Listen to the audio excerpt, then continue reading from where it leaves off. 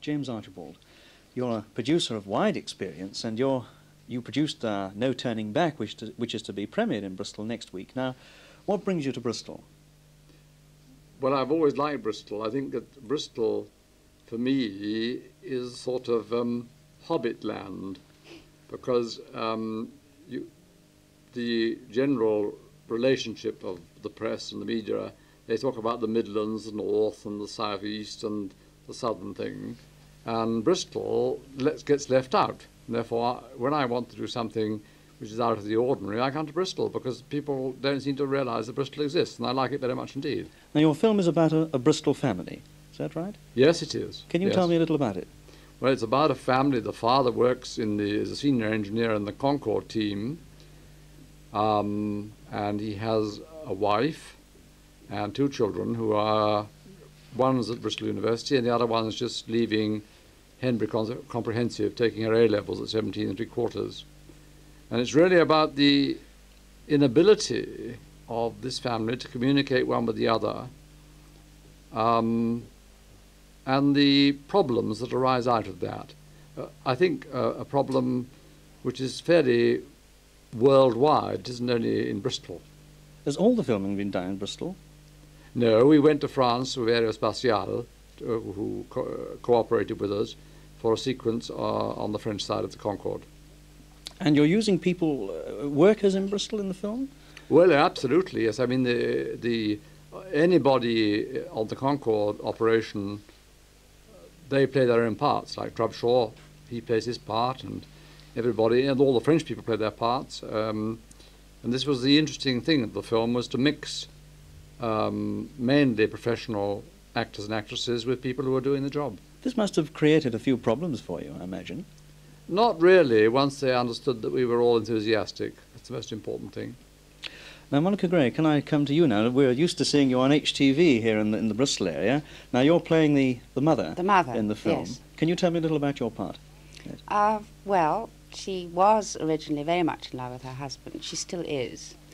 But through the years, bringing up the family, looking after the children, she has become very much sort of away from her husband, who's always busy on the Concorde. He's totally absorbed in his work, and he doesn't notice that she exists as a person. For him, you know, she remains Jane, who he married, mother to his children, but as a person in her own right. For him, she has absolutely no meaning. Therefore, the whole of her life has become, well, you know, sort of typical mother who's lost all interest in anything else outside her family. And this is, well, in fact, it's her son who says to her, look, you know, really you're wasting, we're growing up. You're really wasting your time, you're not happy. In fact, he says to her, Father never takes any notice of you. I don't think he's said one nice thing in the last year to you. And this is a shock to her. She hasn't realized it herself. And she says, well, this is, you know, women of that type cover up. They won't admit that there's anything wrong. And in order, they say one thing when they really mean another. Her reply to that is, rubbish, darling, bring your socks or dirty washing back from the university when you come to lunch on Sunday. But it makes her think. And she starts looking at her family with totally new eyes, looking at her husband and realizing how very much away from the family he is mentally. And she decides to get a job. And she, in point of fact, gets a job teaching French, because she'd originally been a French teacher before she married him. This, in turn, jerks the husband into a certain realization of what is happening within his family, that his daughter is growing up and beyond him and is meeting people. He doesn't know where she's going, doesn't know what she's doing. You know, she's grown up. In fact, she has gone off with a boy who is on drugs. She doesn't know this at the time. She's very much in love with him. And in the end, she turns to her mother to talk to her about this, having tried to talk to the father, hiding the fact that you know, she pretends it's another girl who has a boyfriend who's on drugs. And the father says, oh, well, I mean, I tell her just to leave him alone. You know, you don't want to have anything to do with this at all.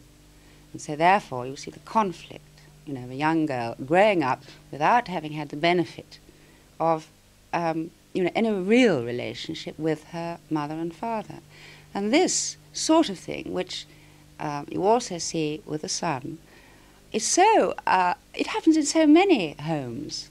While we were filming this, it was all so instantly recognizable to us when we were doing it that we found it fascinating. We fell so easily, it didn't feel like acting at all. One recognized, because of friends, other people that have this sort of situation, that we were acting a reality. It was completely real.